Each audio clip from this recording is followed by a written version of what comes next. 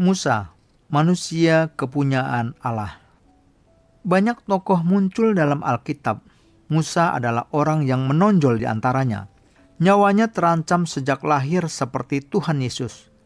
Selama 40 tahun ia dibesarkan sebagai putra raja oleh putri Firaun. Selama 40 tahun ia dibesarkan sebagai putri raja oleh putri Firaun.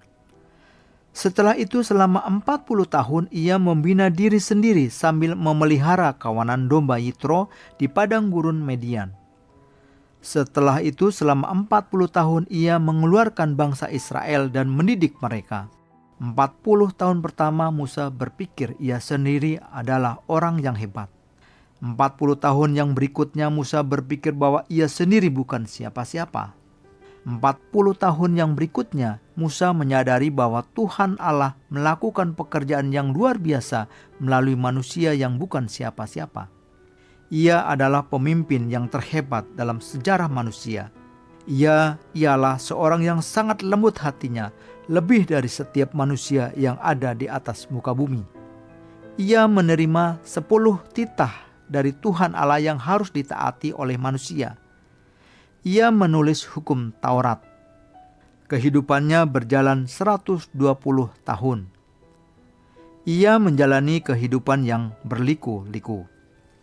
Ketika kita membaca 5 kitab yang pertama dalam Perjanjian Lama, hati kita menjadi gusar terhadap bangsa Israel yang tidak setia dan kurang beriman. Tetapi jika kita mencoba berjalan-jalan ke daerah padang gurun dan pegunungan Seir, pikiran kita akan berubah.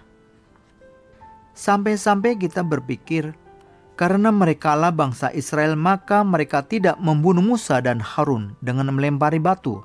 Dan karena dialah Musa, maka dia tidak dibunuh oleh bangsa Israel. Bangsa Israel yang dikeluarkan oleh Musa berjumlah sangat besar. Jumlah laki-laki yang dapat maju untuk peperangan saja 3.550 orang. Jika kita mengira jumlah wanita hampir sama dengan jumlah laki-laki, maka jumlah mereka lebih dari 1.200.000 orang. Ditambah lagi jumlah anak-anak yang biasanya lebih dari 2 kali lipat dari jumlah orang dewasa. Jumlah bangsa itu mencapai 3 juta orang. Bukan hanya itu, pada zaman itu orang-orang berumur panjang, maka jumlah orang-orang tua mungkin setengah dari orang-orang dewasa muda. Kalau begitu jumlah bangsa Israel paling sedikit mencapai 3,5 juta orang. Dan tertulis bahwa banyak suku lain bergabung dengan mereka. Satu hal yang perlu diperhatikan adalah pekerjaan utama mereka adalah peternak. Jika begitu kawanan domba, lembu, kambing pasti lebih dari 2 kali lipat dari jumlah manusia. Dengan demikian kita dapat menggambarkan lebih kurang 10 juta makhluk hidup berjalan terus sambil mengangkat barang-barang pindahan mereka. Mereka melewati padang gurun di mana tidak ada air. Mereka berjalan bukan 1-2 hari tetapi selama 2 tahun. Keluar dari Mesir sampai ke Kades Barnea. Tidak sulit bagi kita membayangkan betapa besarnya keluhan mereka. Anak-anak kehausan, lidah mereka lengket ke langit-langit mulut. Orang-orang yang tua diserang gejala kekurangan cairan. Para wanita lelah dan jatuh. Kehausan manusia saja tidak dapat berbuat apa-apa lagi, apalagi kehausan hewan-hewan. Selama 2 tahun mereka melewati perjalanan seperti ini sampai di Kades Barnea. Jika kita membaca kitab Bilangan, kita dapat mengetahui bagaimana kesulitan Musa. Jadi mulailah mereka itu bertengkar dengan Musa, kata mereka. Berikanlah air kepada kami supaya kami dapat minum. Tetapi Musa berkata kepada mereka, mengapakah kamu bertengkar dengan aku? Mengapakah kamu mencobai Tuhan? Keluaran 17 ayat kedua. Dinamailah tempat itu Masa dan Meriba, oleh karena orang Israel telah bertengkar dan oleh karena mereka telah mencobai Tuhan dengan mengatakan, adakah Tuhan di tengah-tengah kita atau tidak? Keluaran 17 ayat 7.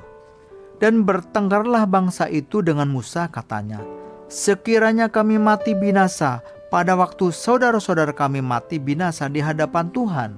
Bilangan 20 ayat 3.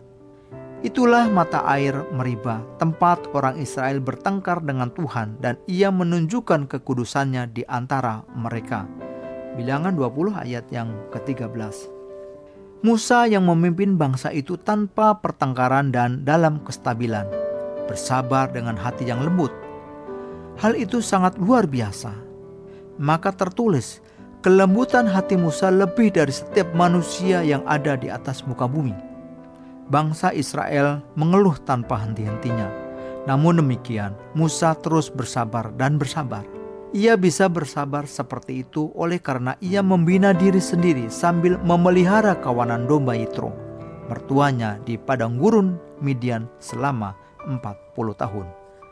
Untuk menjadi pemimpin bangsa perlu melewati waktu seperti ini. Tukang kayu yang baik tidak membuat perabot dari kayu yang baru ditebang. Ada saat-saatnya. Kayu harus melewati uap yang panas supaya keluar getahnya sampai habis.